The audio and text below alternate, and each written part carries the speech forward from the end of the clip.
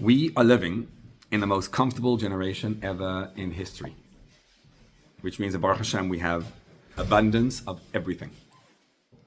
Healthcare, finances, physical security, in ways that generations before us couldn't even imagine.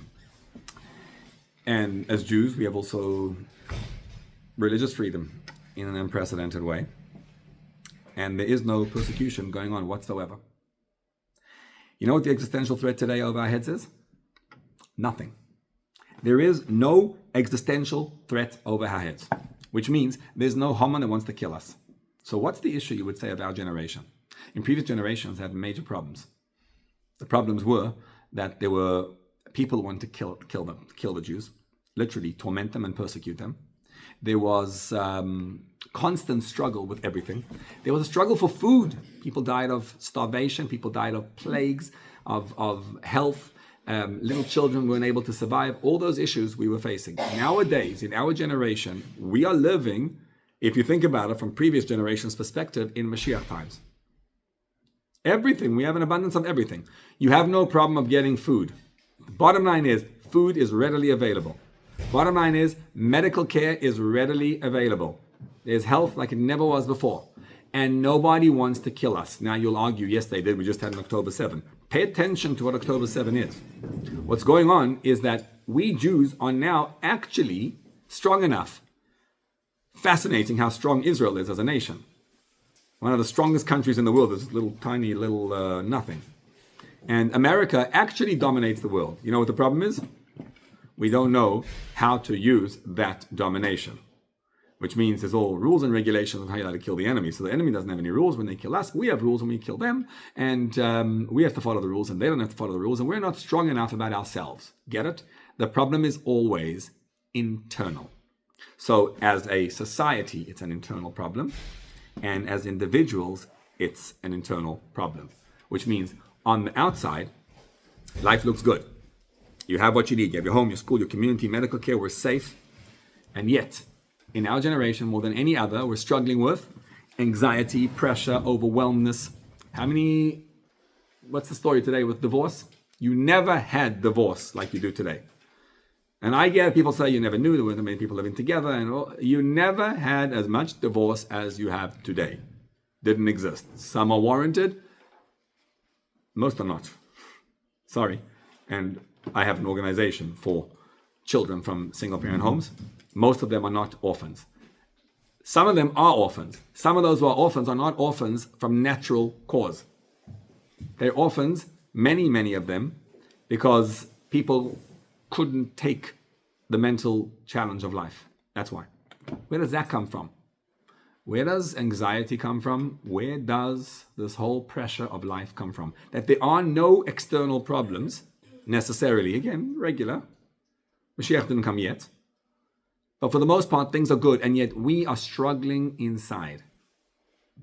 Would you agree that the problem is, as we'll see in a moment, that Haman, which is the problem, he's the villain, is dead. And even though Haman is dead, the decree of Haman still lingers strong. And so in our generation, we suffer from things no other generation knew about. Depression. What's depression? You have everything, and you're still struggling. What's anxiety? The fear of things that don't actually exist, that you can't control. How about overwhelmedness, indecisiveness? It's because, which I do, the other guy has something that I really want, and I feel like it's so close for me to get it, and I can't get it. So because I can't be satisfied with myself and I see what everybody else has, that's the issue. So the answer, as always, is given in Torah. And I want to lead you on a story of Megillat Esther, the part of the story that's a little less discussed. We are now beginning Chodesh Adar. The month of Adar is Marbin B'Simcha. We have to increase joy. And joy is specifically the month of the Megillah. Because what's the Megillah? It's the story of no miracle happening. There are no miracles in the Megillah. It's just the story of how regular life turned out to be the most incredible thing in retrospect. You look back at your life and you saw, wow, Hashem was taking care of me every moment. It was unbelievable. Wish I would have known in real time and not stressed out in the first place. That's the message we need to take onto our own lives. So here's how the story plays out. There's a villain called Haman, and he wants to kill us. Now, if a guy wants to kill you, that's bad. It is. It's factually bad. You're about to be killed. So the Jews, when they hear this, they do teshuvah because they had bowed down to an idol before. They'd also gone to the feast of Achashverosh. And Haman issues a decree because in heaven Hashem was, a little bit upset with us. And so there's a decree issued down here on earth. And this is the first time ever in history that the Jews, till that point, that the Jews are about to be annihilated completely. Which means, post Mitzrayim, when we went out, we went to the land of Israel. From that time and on, there wasn't ever a possibility of destroying the entire Jewish people. Haman wanted to annihilate Jewry and finish it off. There would be no more Jews and Jewry. God forbid. And so the Jews did tshuva. They were led by Mordechai and by Esther, and the story unfolded. Now, you know how long the story of Esther took? Think about it. How long did the story actually take? Haman made the Gzeira in the month of Nisan, right before Pesach, right before Erev Pesach. That's when he made the decree. Then what happened? Then they heard the decree, they did teshuvah, and the 3-day fast of Esther began right away. That fast took place on Pesach. When is Haman's Yortzeit? On the second day of Pesach, during the meal, you're supposed to, the second day, not by the Seder, you're supposed to have something extra for the meal to remember the Yortzeit. That's Haman's Yortzeit. Second day of Pesach. You get it?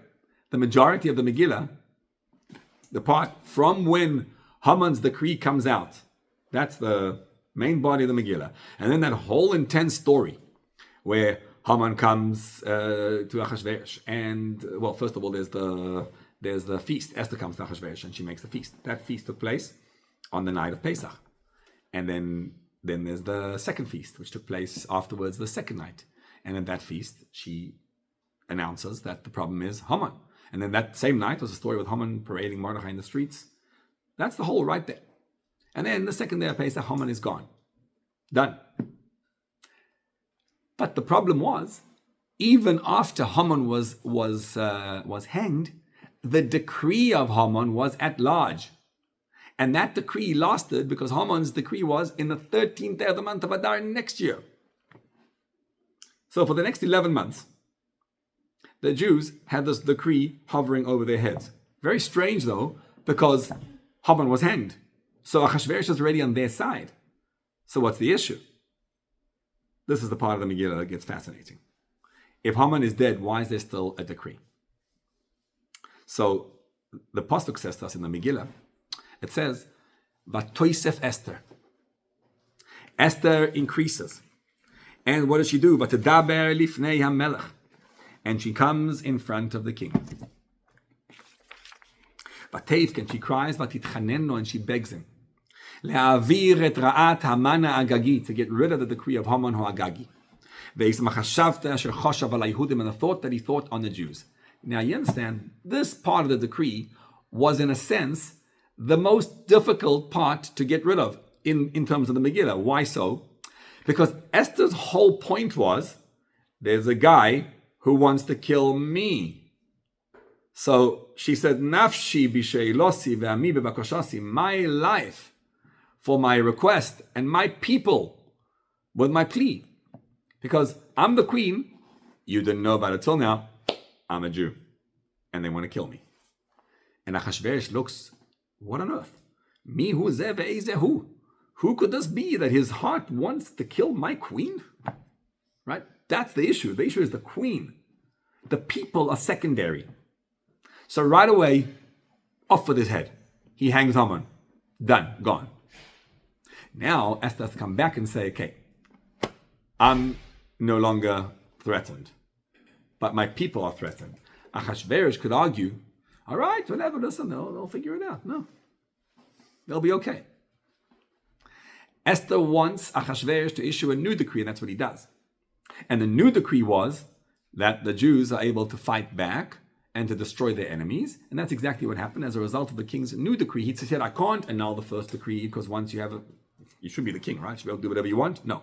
The way it works in Shushan is, once you issue a decree once, you can't annul that decree unless you can give a second decree to, counteract that one, but you can't undo the first one. So the whole story over 11 months is the Jews are waiting impatiently, and they're feeling very, very, very stuck. The Alter Rebbe, Baal Tanya, actually in elsewhere says that the beauty of this Purim story is that every single Jew had the option of actually not being killed by converting to paganism. And no one for 1 second even entertained the thought of converting, and they all stayed loyal. So the point is, the majority of the story of the Megillah, not the actual story, but the end part over there, Haman's children being hanged and all that whole piece over there, and then where they win the war, and then when Purim is declared on the 14th and then on the 15th in Shushan, that's post Haman. And that's the key to understanding the Megillah. So the Megillah is actually the story of us. The characters in the Megillah, I know we like to think of this great story, but the story is a bit embarrassing. Very embarrassing. If you read the Megillah, it's a story of some senile Persian king and his wishes, and it's ridiculous. It really is ridiculous. But the Megillah is in essence a story of ourselves, which is why the Megillah endures forever. The Megillah remains over here. Why? The Gemara says, had Esther was written with divine prophecy with Ruach HaKodesh. So one of the explanations is because it says, V'zichrom lo Yosef mizarom, that their memory will never be forgotten. That the story of Esther will always be told. In other words, they looked at us in 5, 7, 8, 6, and they said, Jews then are still going to be celebrating Purim. That's divine prophecy. If you can predict what's going to happen so many years later. So that means what they did was took the story and made the story into a divinely inspired story. It's part of Tanakh. And therefore, it's not just a story of old, it's a story of us. So let's play the parts and see how this works in ourselves. Right? It's pretty easy. Who do you think Achashverosh is? Who's Achashverosh? The king. That is Hashem. Why is he called Achashverosh? Misha Achris V'Reishis Shaloi. The end and the beginning are all his. That's the king. So every time it says Amelech in the Megillah, it means Hashem. Let's take Achashverosh, Esther, and Haman. Stick with these ones for our purposes. Who is Haman? The villain? He's easy. The villain he's still, by the way, in Persia. You want to know? He still wants to get us from there. So, he's that Persian guy who wants to kill the Jews. Or anybody wants to kill the Jews. But Haman is also in your head. He's the force of evil that resides inside you. He's called Amalek. He's the nation of Amalek, and his mission is to seek to destroy you, and he has very, very, very good tactics to get to destroy you. He's so brilliant, he's inside your head at every given moment. And who's Esther? Let's focus on Esther. Esther is obviously us, the Jewish people. So why are we called Esther? Esther is us in a certain state of mind. These are all states of being which we're in. So in order to appreciate the Megillah, we have to look at our own Esther and discover who we are. Now, before we can get to who Esther is, and then we'll see how Esther approaches Hashem and how she overcomes Haman. So she did so. There's another part where she goes to Achashverosh the first time. We're going to focus on Haman being dead. And Esther still feeling the pressure of Haman. So, the Jewish people are known, we are the female, because Hashem's the male, and so we are the female. That's why every Friday night we sing Eishes Chayil Mi Yimtzo. Eishes Chayil is actually, I know it's beautiful to talk about the Jewish woman, the woman of valor, and it's also that, but it's also the Jewish people, and the Jewish people in our relationship with Hashem. Sometimes we're called Rachel, and sometimes we're called Esther. Those are two names of the Jewish people. Now, let's contrast being an Esther with being a Rachel. What's Rachel? Rachel refers to the Jewish people. What does Rachel mean in English, you know? Rachel is a sheep. A female sheep, a ewe, E-W-E. So a Rachel is a ewe. That is the name of the Jewish people. And the reason is as follows, because the Jewish people are like a sheep. A sheep, we sometimes think about a sheep in a negative sense. What is a sheep? A sheep is one who doesn't have any personality of their own. We would much prefer democracy to dictatorship. In a dictatorship, the people are peasants, they are sheep. In a democracy, the people are, what are the people in democracy? They are masters of their own destiny. You hope. You know what they really are? Slaves of their own inner experience. That's what they are. People in a democracy are able to do anything. Because you could do anything, you could do nothing. Do you like to walk into a store and have 1,400 choices of what to buy? Do you know what it does to the human brain when you walk in and you can choose anything? Much better than the shtetl. You had one choice of who to marry. That's it. There were 3 guys available and 3 girls every shtetl. So it wasn't that difficult to figure out who's who and what's what. And we figured it out. Nowadays we live in a society that options destroy our ability to exist. It's much better, if you think about it, for human beings to not have options. When you agree? When you have options, you are a slave. So to be a sheep is negative if your shepherd is an abusive dictator, as was always throughout history. But what would happen if your shepherd is the one above, is Hashem? And Hashem is always good, and he knows what's good for you. And he takes care of you all the time. Wouldn't it be absolutely incredible to be a sheep and be taken care of and not have to worry? And then you think to yourself the negative connotation, but to be a sheep? Do I want to be a sheep? So I'll tell you when you want to be a sheep. Anyone who's ever been through an addiction understands, for those who have not been through an addiction, it'll sound like an impossible state to reach. But if someone, the drunkard, who finally makes a decision, and for 6 weeks, he's suddenly able to be sober. And then you ask him, aren't you feeling great? You're able to be there for your kids. It's so good. It's normal. Look at you. You're like a normal person. You're not in your vomit. You're not like lying under the table all the time, looking disgusting. You know what the person's going to say? It's actually very harsh. It's very difficult for me. If you didn't take care of the internal issue of being an alcoholic, then to be an alcoholic is actually a solution to the problem, not the problem.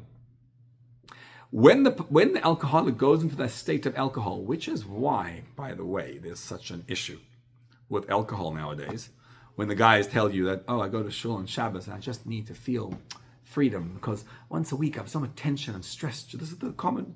I have so much stress during the week and I come on Shabbos and finally I'm able to be just like with the boys, with the guys, and I'm able to drink and it's just let off the steam. My wife, for some reason, I don't know why, she gets all upset and mad. Yeah, because the alcohol and any addiction, what it does to you is it frees you of the sense of existence and of self. And it allows you to rise above yourself into a state of heightened awareness. And when you don't feel yourself, it is extremely liberating. There's no tension. It's so good to not feel yourself. That's why people fall into an addiction. That's why the gambling places have these 3-day lights and you just walk in and you don't have to feel existence.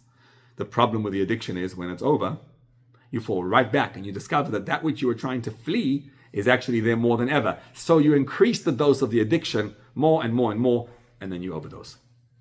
But what happens if a person would be able to be like a sheep? Now I'll describe to you what it means like to be like a sheep. We say this, and it's such a negative connotation. I'm going to flip the negative connotation. It says, "Nechshavnu ketzoin tivcha." We are regarded as sheep to the slaughter. That sounds so negative. There's a Ramban that says that when a person brings a korban to Hashem, what you really should be thinking of is, I see that what's being done to the animal should have been done to me.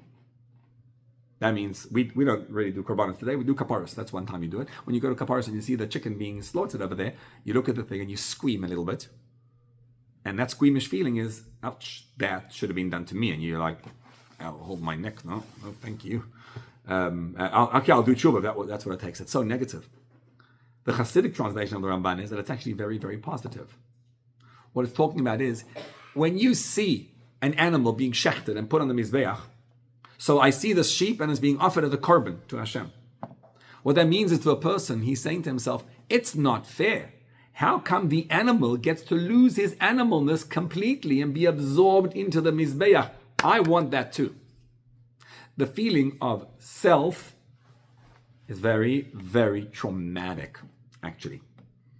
It's very difficult for me to feel myself. It's so cool to be able to feel like a sheep who's able to just put his neck out and he gets absorbed into a higher realm. Addicts do that. In other words, it sounds like you're being abused. No, it means I don't have to feel myself. I don't have to feel separate. I can feel an absolute connection to Hashem. Does that make any sense? You get what it means? Right? It's like we're taught in this world, it's all about yourself and everything's about you, right? The self. Psychology is all about the self. How to get to feel yourself and make sure that you're taken care of and take care of yourself, right? In a good marriage, how do you have a good marriage? Where the wife realizes that, I wasn't taking care of myself. You got to take care of yourself. And it's all about the self. And make sure that you're not being abused, etc., etc. It's all wonderful. It's all great. When you keep on doing this, you'll discover that to feel yourself is actually very lonely. It's actually a lot more fun to not feel yourself. What do you want to be? On a beach in Hawaii and sitting there? How many days can you be on a beach in Hawaii? Or do you want to be busy, sitting on a little street in Brooklyn with ice and snow all around, but there's stuff happening and you're doing and you're busy. When you're doing things and you don't feel yourself, you're focused on what needs to be done, you're actually much happier. That's what it means to be like sheep to the slaughter. It's not slaughter, it's shchita. Shchita doesn't mean slaughter, even though we translate it as such. Shchita means to be elevated. Ein v'shachat ela umashach. Shchita means to be absorbed into something higher. We want to be absorbed into something higher. It's so liberating. And so that's what it means to be the sheep. So when you call the Rachel, what's Rachel? Rachel is when you're able to be absorbed into something higher. Now we contrast that with Esther.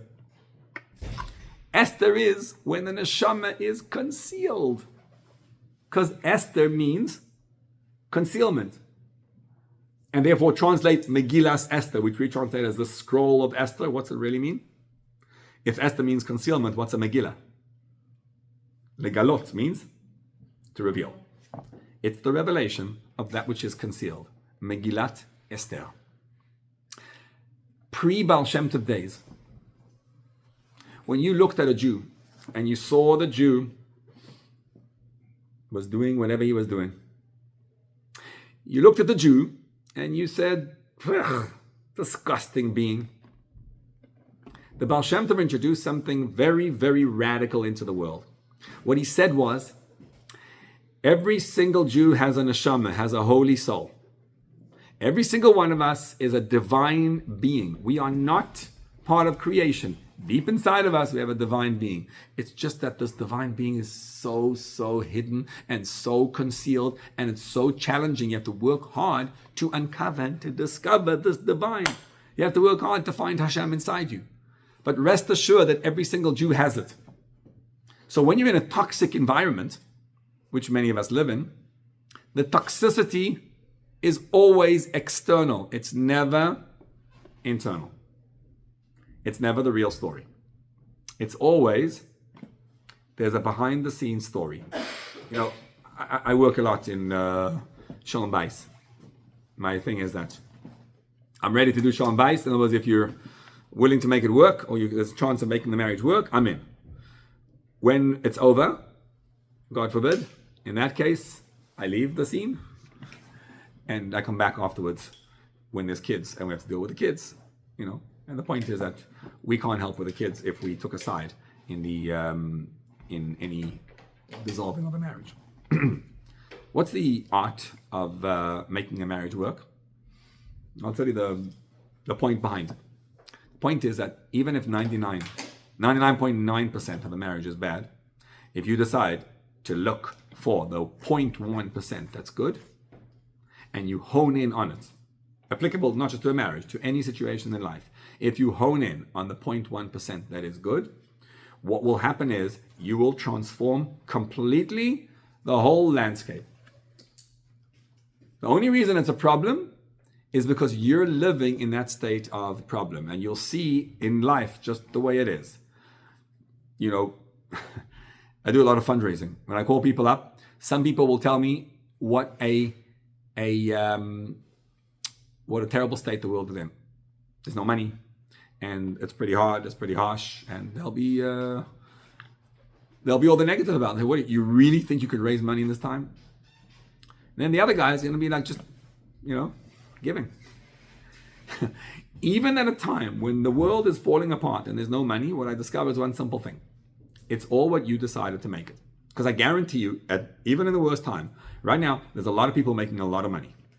Maybe less, but there are people making a lot of money. And what you want to do is decide which part of the world do you live in. This one or that one. That's the Rebbe Rashab story, where one chassid, I must have told you, but one chassid comes in and he said to the Rebbe asked him from Odessa. He said, what's happening in Odessa? He says, Odessa, terrible. Remember that story? Yeah, Odessa's terrible, all things are bad. The next guy comes in, he says, how's Odessa? Odessa? Amazing. There's chassidim learning and davening. He says, he lied to you. And the Rebbe tells him, it wasn't a question about Odessa.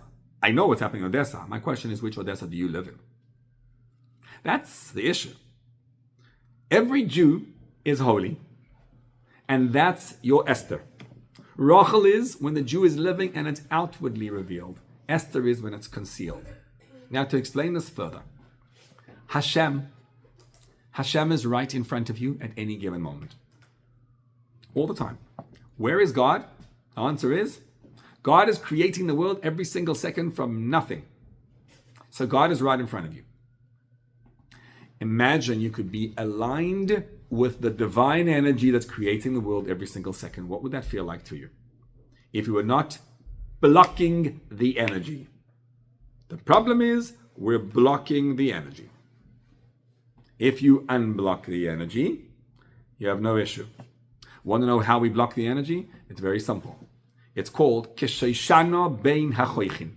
It's a rose among the thorns, in the words of King Shlomo in Shir Shir. Kishoshana, like a rose, Bein HaChoichim. That's a song, that's why it's famous. Between the thorns. What are the thorns? The thorns are when you decide in life to take your heart and soul and invest it in something, anything. What you've done now is drawn your soul to a place and you are going to be stuck. So the example is money. Money is, to most of us, like it or not, here's what happens in the world. We see one guy makes a wedding and he spends $8 million on his wedding. And when he does, everybody else, all those who thought that they were doing well and they were spending $2 million on a wedding, now those guys, Nabach, have just been put to shame. Because what are they spending on their weddings, right? And it works for everyone on their level, because the guy who spends $20,000 on their wedding, they're having a different issue. A guy approached me the other day and he told me, Rabbi, I need help for my wedding. Why? Because there's a place we can make a wedding it'll cost me $15,000. But we don't want to make it over there because it's embarrassing, so we want to make another place and it costs us $60,000 in that place. Do you see where the issue comes in? It's essentially, here's what it is. And I'm not blaming anyone, by the way. I'm in the same boat. Everyone's got their own space, what they do it in. It means you sell your heart and you sell your soul to something which is deviating from the path. To be in a state with Hashem implies the following. You brace yourself, and you accept whatever's going on in the moment. The example I like to use all the time is when a person has a crash. And your car's crashing. What do you do when the car's crashing? If you're awake, you know what you do? You tense up. If you tense up, you get hurt. If you're drunk in the middle of a crash, don't try this. What do? You enjoy the ride. When you fall asleep at the wheel, same thing. You just chill out, right, in that space. Now, it doesn't mean you're going to survive. But the chances of survival are a lot higher than if you're tensing up. In life, when you tense up, you block the energy. When you let go, you're a channel to the energy. The addict is someone who's trying to do that. He's trying to let go of a feeling of self. And it's so liberating. It's so powerful. Just imagine that you could let go at any given point in time and allow the energies just flow through you. That means if life is good, it's good. If life is bad, can you still feel good? Is it possible for life to be genuinely bad? In other words, it's a fact that I'm suffering, and yet I don't decide that that fact is going to define me. That's the key. So when Esther falls into Esther's my neshama gets hijacked, right?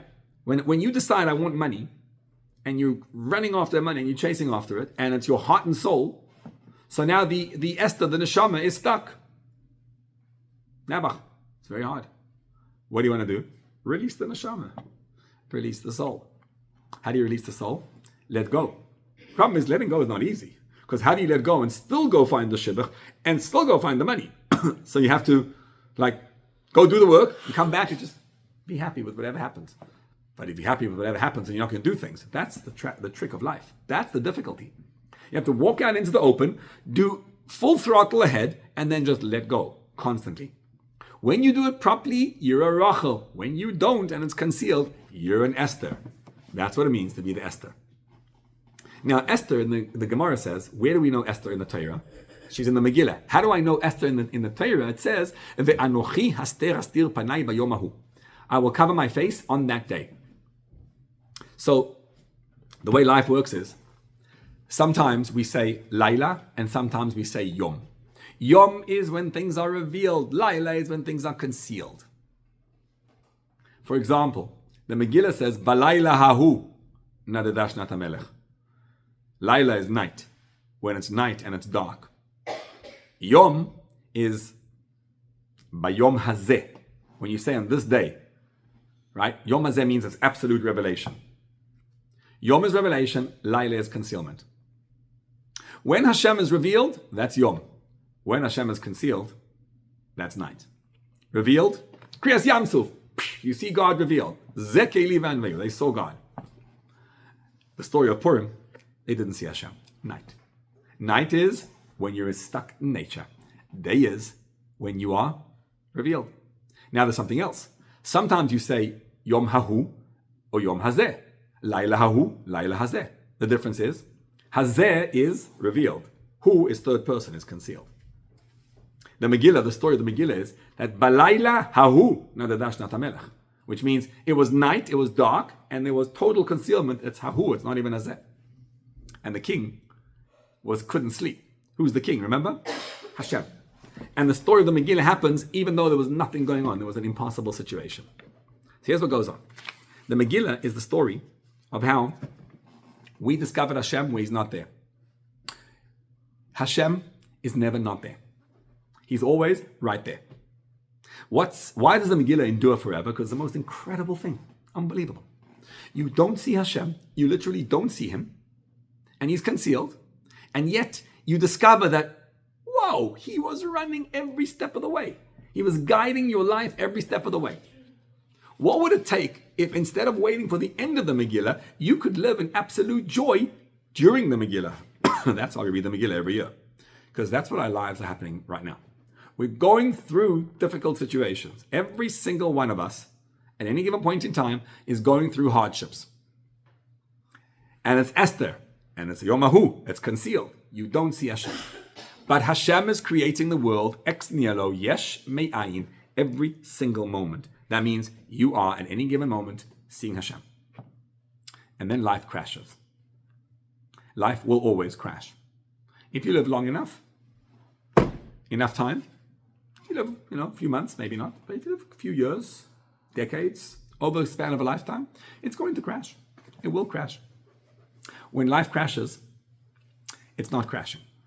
What's happening is, it's letting go of an external facade in order to discover the internal true you. The Mishnah says in Pirkei Avos, it says, whoever accepts the yoke of Torah does not have to worry about the yoke of the world. Whoever doesn't accept the yoke of Torah, kol hapoyrek imenu ol Torah, ma'avir imenu kol hamakabel ol vot. If you accept the yoke of Torah, then they get ma'avir imenu ol malchus vol decheret. You don't have to worry about the world. What does that mean? Torah was created as a struggle. If you ever learn Gemara, Gemara is a struggle. The whole Gemara is one big struggle. You got to figure out how this one works, Kal v'chomer and brises and things. So much going on in Gemara. Throughout the ages, Jews, I think one of the greatest contributions they did in life is that everyone else trying to kill us, what are we doing? We're fighting over the Gemara. Over Rabbi Akiva Eiger and Aktsais. Over Nesivus and Avi Miluim. They're fighting over. Jews are fighting about it. And the Goyim outside want to kill us, and we don't even know what's going on. Jews were able to survive because we were engrossed in an internal world of Gemara. If you're not, and that's one of the issues in our generation, then you're going to struggle somewhere else. The struggle is going to be the struggle of life. When you're struggling the struggle of life, here's what happens to us. We get to a state of despair. We get to this moment where we get lost and we don't know what to do with ourselves. That's the struggle of life. And what happens in that moment? And this is the key of our learning today. When you get to a point where you feel like absolute despair, what you want to do is, Esther goes in front of Achashverosh. So the Jew comes in front of Hashem, and he's crying to Hashem. He says, Hashem, listen here. I don't know what happened. I got married and it fell apart. I don't know. I tried to get married, it didn't work. I tried to make money and my business fell apart.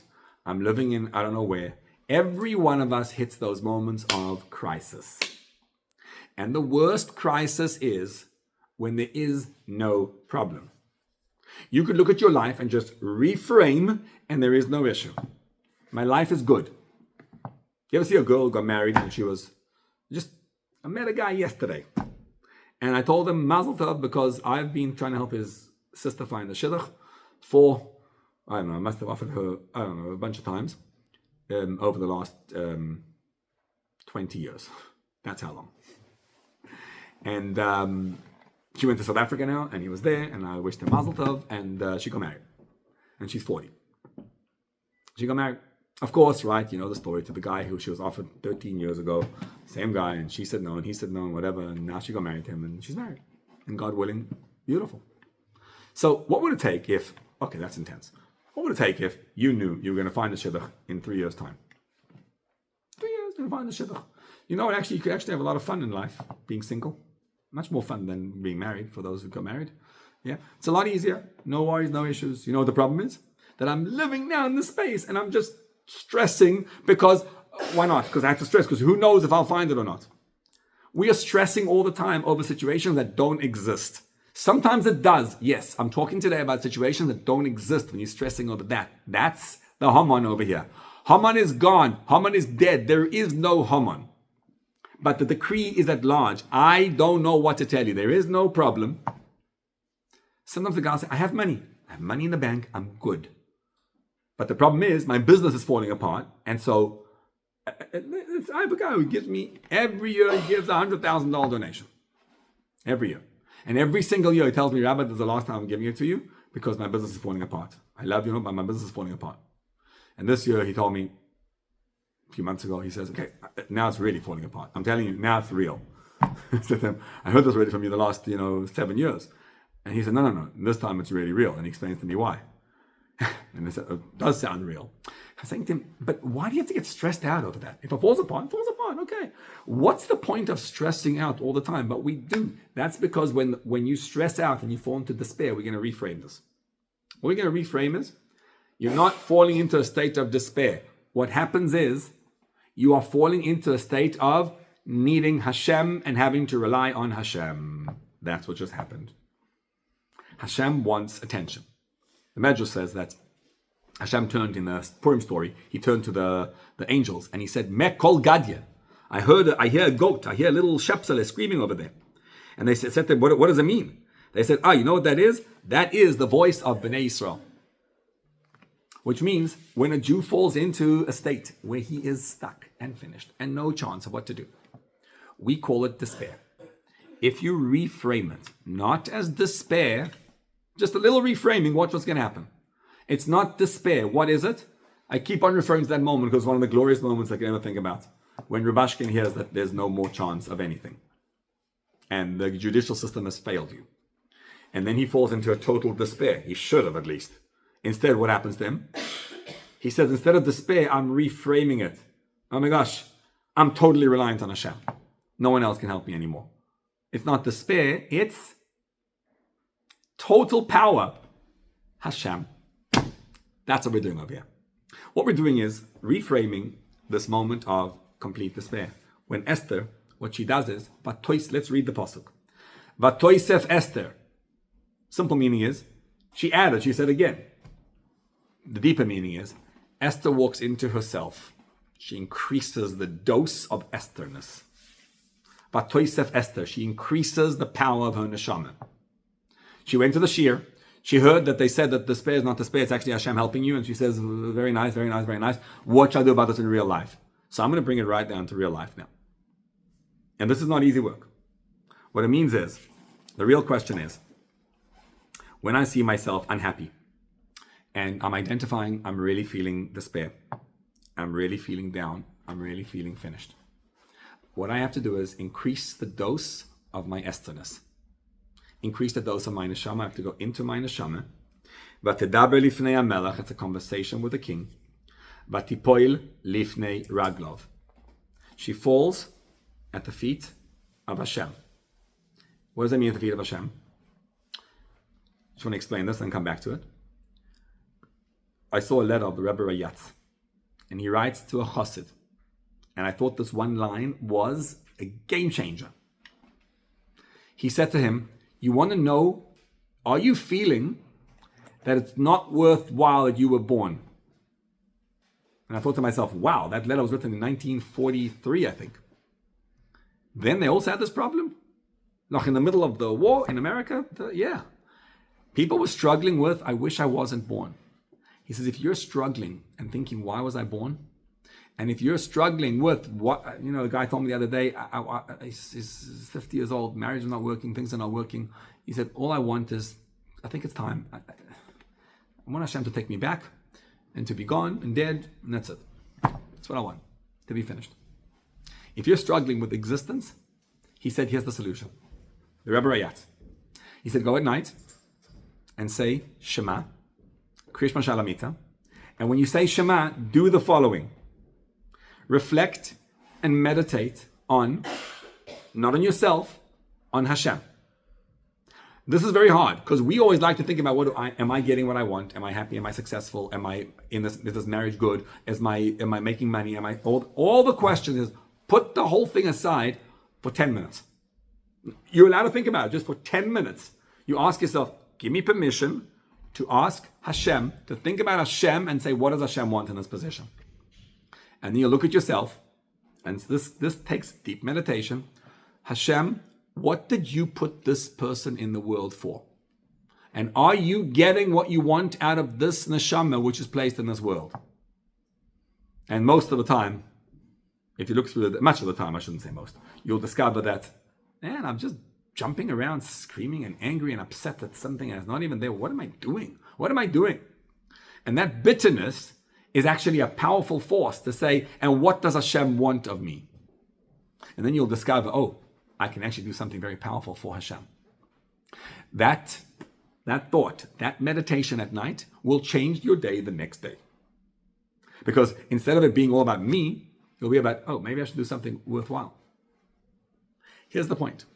When Haman is dead, and you discover that I don't know why, there's no reason for it.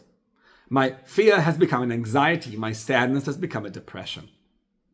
My need to exist, I feel a total need of not existing, and I don't even know why. There's no issues over there. I'm just numb.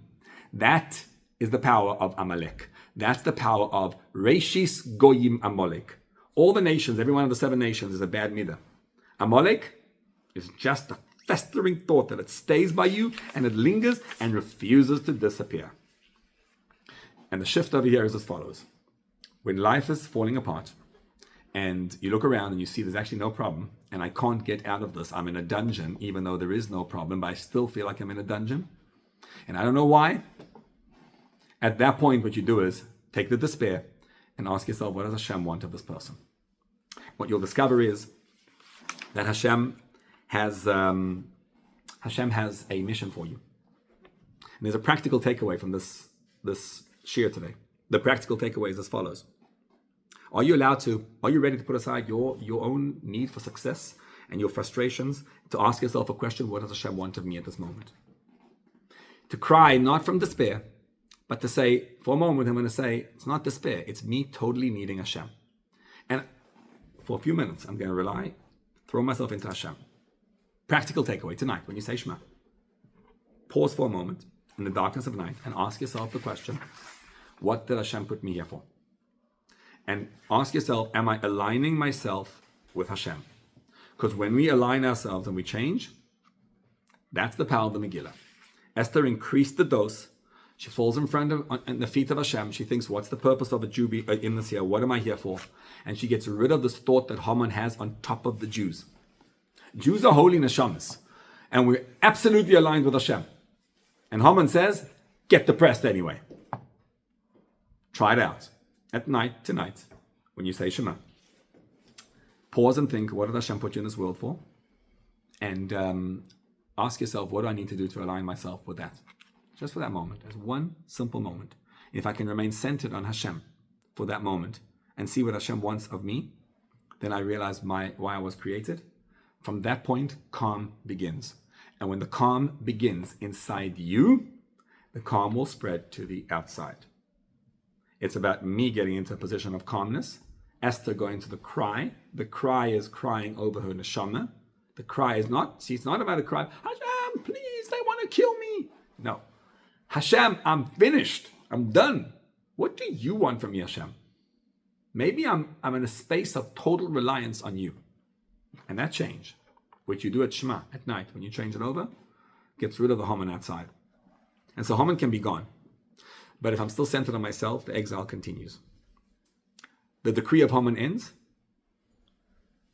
when I realign myself with what I was created for. And that's our goal.